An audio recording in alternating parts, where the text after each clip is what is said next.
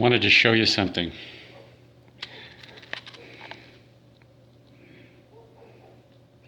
This is my calculator when I went to Grant McEwan. Now, when I went to NATE for apprenticeship school, electrical apprenticeship, we were allowed to have calculators, and I got one. I remember it was $100. It was a Texas Instruments, and we had to use it for sine, cosine, and tangent. And they were a little block of electronics, and you had a little holster that you would put on your belt and walk around. And you had to have one. Like, everybody there was a nerd, and like a tradesman nerd. And if you didn't have one, then you were you must have been, people would think you're just arrived, and you haven't bought one yet. But if you're like second, third, or fourth year, you definitely had to have one. So I had a really good Texas Instruments. I remember the thing used a bunch of AA batteries or something, and you had to have spare batteries on you at all times in case it died in the middle of a test or something. Now, I went through the electrical trade, got my master electrician's certificate, and then I was promptly unemployed because it was 1982 and we had a worldwide recession. Property prices were crashing, and everything was going wrong. So I was laid off for quite a while, and then I went through a divorce. I got remarried, and my second wife, Wendy, suggested I go back to school. So I went back to learn how to build software at Grant McEwan. And I got in as a mature student because my marks weren't actually good enough to get into Grant McEwan. But I applied myself. I had a reason to be there. I had a goal. Basically, I didn't want to starve, and I had to pay for my kids' groceries and family expenses. So I had a goal, and I didn't want to be unemployed anymore. So I really applied myself, and I did well. I also did well in apprenticeship school. And also, I was the youngest master electrician in Edmonton at the time when I got my master electrician certificate. So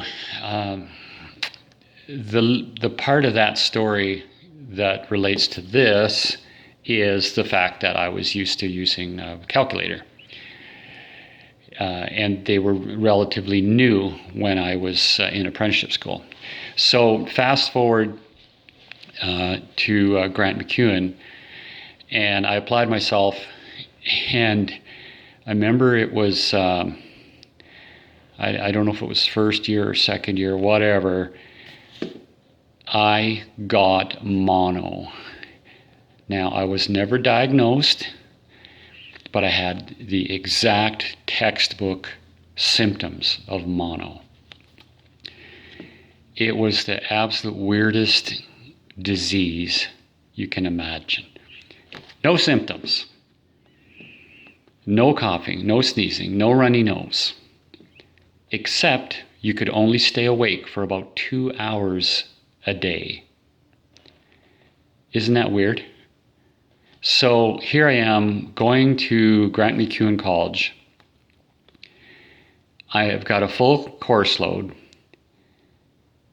and I have to complete whatever it is I'm going to do within 2 hours, because I know in 2 hours I'm going to be completely dead asleep. So my whole day was broken up into 2-hour chunks. How I went to class and stayed awake, I don't know. And I had mono, I think, for about, it was a long time. I think it was about 4 or 5 months. Anyway, I had to go to math, a math class, okay? And it was business administration math. And I was in microcomputer management. That was the name of the course that I was in.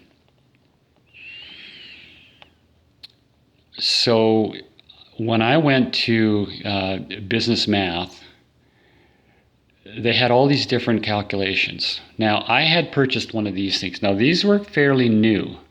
this exact model here. And it had some function keys on it that were named the same as the functions we were learning to do by hand with simpler calculators in the course. Now, having mono and being faced with this limited time that I'd be awake, being faced with this very time-consuming financial math calculations, learning how to do them, and all my other courses, I had to be extremely efficient with my time. So one of the things I did was there was one of the courses was online, fully online. This was brand new, like in 1986. It was unheard of to have a course delivered by computer, except we had one class that was delivered by computer. So what I did is I skipped another class that I figured I could catch up in, and I spent all my time on the computer doing this computer course or computer class. So I would go down to the computer lab, and I'd spend my days down there. Now, it took me 2 weeks to complete that class, which normally took, it was either 3 months or 4 months. I did it in 2 weeks. I told the instructor that I had completed. He was shocked, gave me a mark. I did well, and that was it. Except some of the answers were incorrect. So I told him, I said, the answer on this question is wrong. And the answer, there was 2 or 3 that they had to fix. So I completed that. Then I jumped into my other course, and I devoted myself to the course that I had ignored, and then I got caught up in that course. Well, I had another situation in the financial accounting class where I had an opportunity to save a bunch of time and a bunch of work if I, instead of learning the course material, I learned my calculator. So I took my calculator's instruction manual and I just studied that thing like a regular class.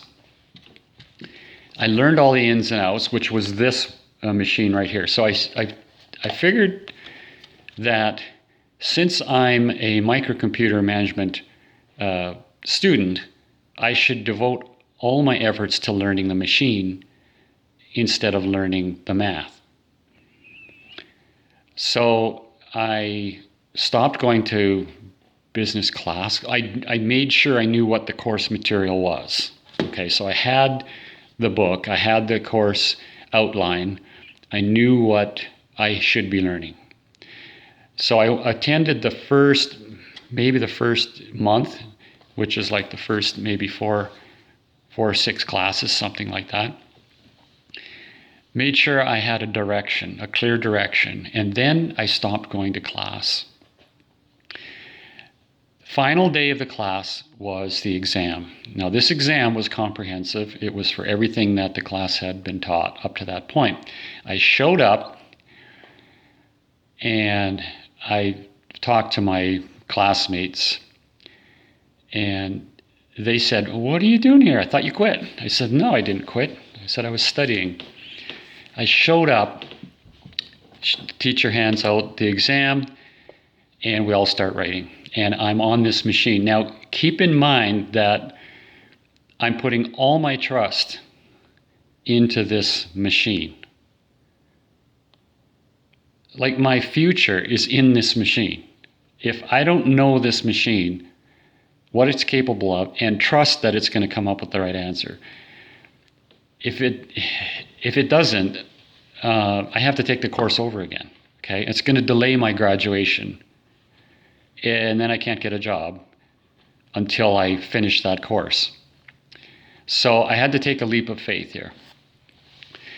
So I sat down, we all got the exam, we all start writing, and I used my machine to figure out all the answers.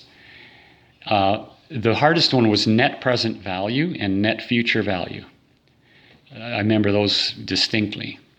It is quite a calculation to go through. But if you use a calculator that has that function, you just press a couple of buttons and enter a couple of figures, you're done, okay? So 20 minutes later, now this is an exam that has 1 hour allotted to it, okay? 20 minutes later, I stood up and handed in my sheet of paper, or my test, to the front, and I left.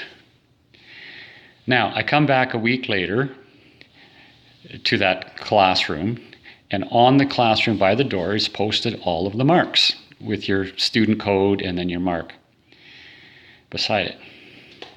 And some of my classmates were there looking up their mark. You know, isn't that weird? Like, you don't have a computer. You have to actually physically go to the class, and out on a wall just outside the door of the class is posted everybody's marks. That's how you found out what mark you had.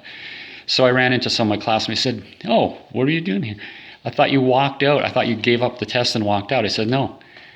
And then I looked up my mark, 100%, and I was the only guy who got 100. I top marks in the class, 20 minutes to write it. And from then on, I learned to trust the machine, and it was well on my way to being a amazing software builder. So that's kind of an interesting little thing. I kept this, like all the other things I threw out, I wanted to hang on to this because it's got such sentimental value. Anyway, I thought you might find that interesting.